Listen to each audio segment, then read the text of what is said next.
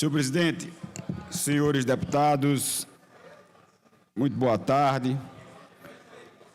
Me dirijo hoje aos pernambucanos para, primeiro, saudar o povo português, quando, na última eleição realizada no domingo próximo passado, fizeram uma mudança política lá naquele país, que é o nosso país-mãe, fazendo com que o centro-direita e a extrema-direita, em particular do André Ventura, o Chega, tivesse assim deputado Renato Antunes, deputado Francimar Pontes, a vitória da direita em Portugal, fazendo com que o Chega crescesse de forma exponencial, com quase 20% dos votos, e o partido da Aliança Democrática conquistando 79 votos, desbancando o Partido Socialista, que há muito tempo governava aquele país europeu. Mas, senhor presidente, esse fenômeno do crescimento da direita tem se dado praticamente em todos os continentes. Foi assim na eleição aqui na América Latina, com Javier Milei, dando a ele uma vitória muito maior do que as pesquisas indicavam, e os resultados o povo argentino já começa a colher, com melhoria nos indicativos econômicos daquele país, que estava em frangalhos. E o que é mais alvitante, o que foi mais alvitante naquela eleição, é o fato da insensibilidade ou da arrogância política da esquerda que governava a Argentina em colocar o então ministro da Economia como representante da esquerda naquele país. Ele que pegou a economia, só para ter noção, com um real valendo 60 pesos, entrega o governo a Javier Milei com um real, com o peso valendo R$1, 140 pesos. Você veja o tamanho da desarrumação que estava a economia na Argentina. Da mesma forma, aqui na América Central, em El Salvador, o Nayib Bukele é eleito e agora reeleito com quase 85% da aprovação do povo de seu país. Ele que tinha um problema muito sério, Gleide Ângelo, Fabrício Ferraz e colegas aqui que olham mais para a situação da segurança pública, ele que, quando toma posse em El Salvador, deputado Álvaro Porto, excelentíssimo senhor presidente, tinha índice de 121 homicídios por cada 100 mil habitantes. Ele assume o governo, enfrenta o crime organizado, coloca mais de 600 mil membros das facções criminosas do seu país na cadeia, determina um regime de enfrentamento ao crime organizado, é reeleito com 85% dos votos e elege quase 70% do Congresso Nacional. No mesmo caminho, nós temos o que está levando às eleições nos Estados Unidos, deputado William Briston, já sinalizando uma vitória do Donald Trump. E no Brasil, o que é que nós assistimos? E no Brasil, o que é que tem nos mostrado? Tem mostrado o deputado Lula Cabral, a cada avaliação do sentimento da população brasileira com relação a este desgoverno, que foi declarado eleito nas eleições de 2022, resultados cada vez piores nas pesquisas. Hoje, publicou a Genial Quest, lá em São Paulo, que o sentimento dos paulistanos com relação à economia é que vai piorar. No ano passado, em dezembro, esse sentimento pertencia só a 1/4 da população daquele estado. Passou de 25% agora para 31%. Ou seja, 6% a mais tem o sentimento que a economia do Brasil vai piorar. Mas não fica por aí. A pesquisa do IPEC demonstra que em dezembro Lula tinha como ótimo e bom 38% do povo brasileiro. Hoje, deputado Valdemar Borges, 5% a menos dos brasileiros consideram o governo Lula ótimo e bom. Apenas, ou seja, 33%. Regular também cresce, de 30% para 33%. E o pior é ruim e péssimo, que vai de 30% para 32%.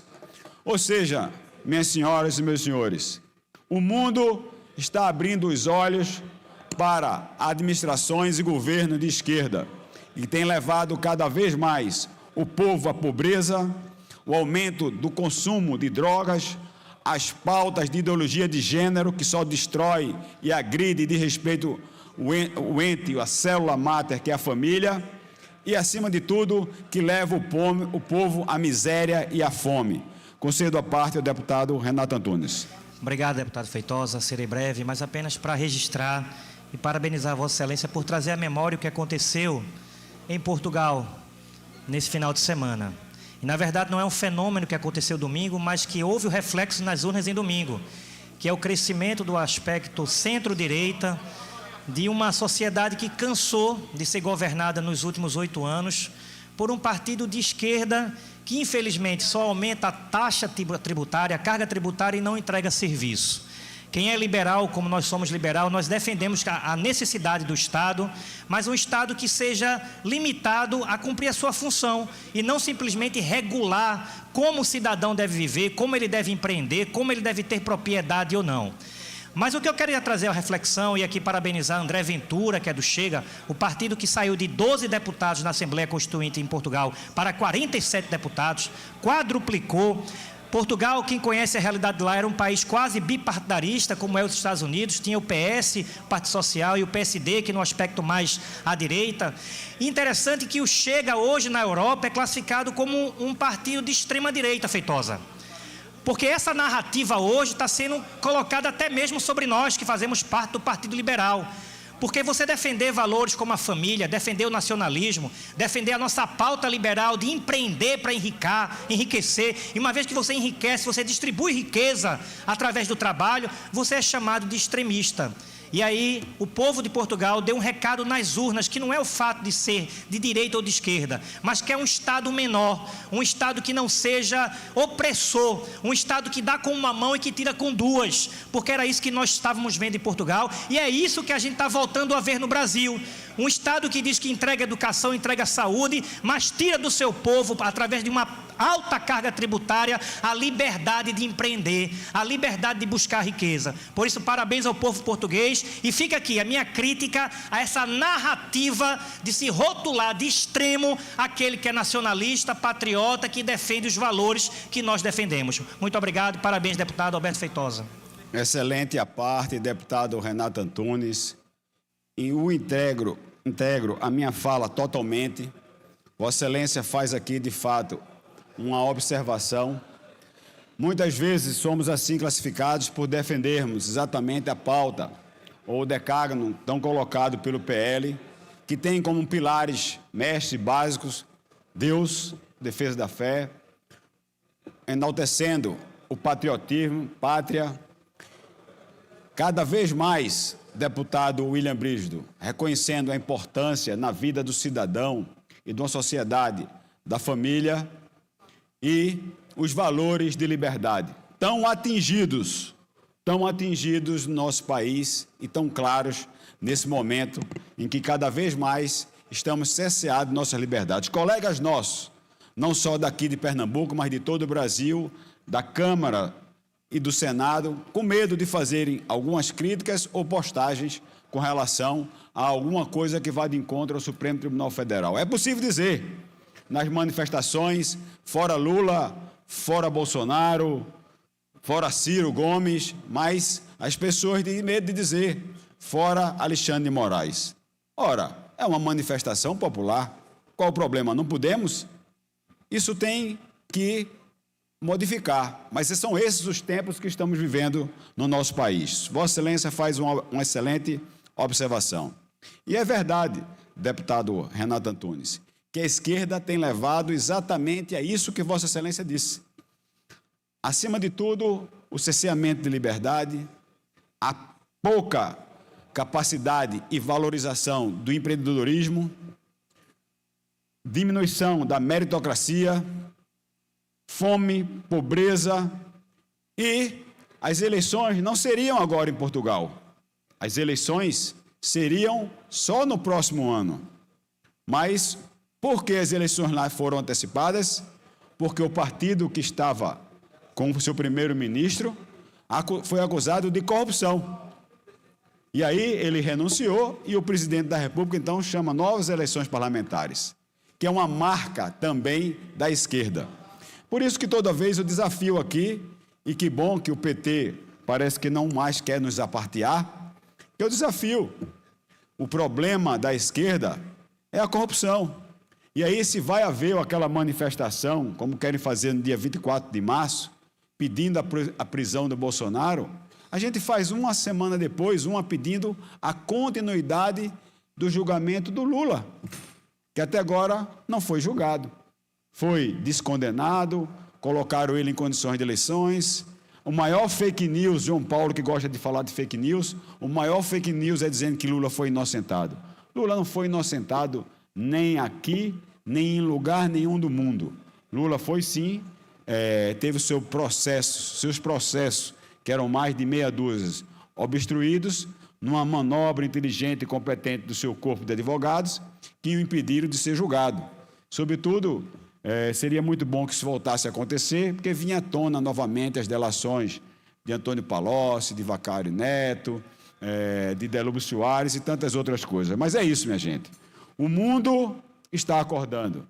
Eventos, não só da Europa, como foi agora este final de semana em Portugal, mas vindo também da América Central, aqui mais ao sul da América Latina, lá na América do Norte, vem mostrando um crescimento da direita, vem mostrando cada vez mais o sentimento de que o povo sabe que errou, ou, pelo menos assim disseram os resultados que foram anunciados, mas que o povo sabe e já tem saudade do momento de 4 anos que o Brasil foi governado.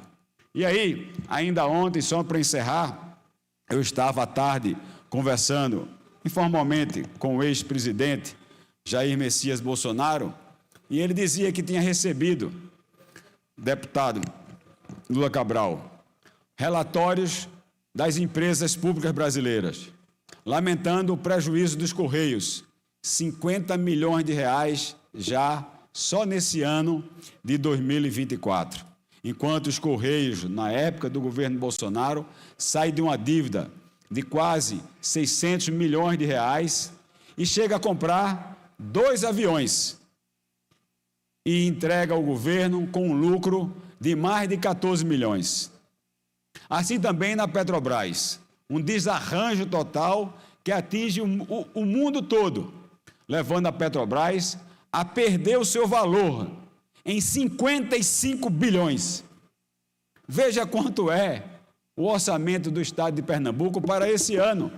A Petrobras, só numa manobra feita pelos competentes ministros de Minas e Energias e o presidente da Petrobras, perde mais, Renato Antunes, em um dia do que todo o orçamento do Estado de Pernambuco. 55 bilhões perdeu a Petrobras. Então, essa é a realidade de um governo que não tem saída. Vamos ter, em breve, o povo na rua pedindo cada vez mais a volta do presidente Bolsonaro. É isso que eu tinha para essa tarde, senhor presidente. Muito obrigado. Comunicação de liderança, com a palavra o deputado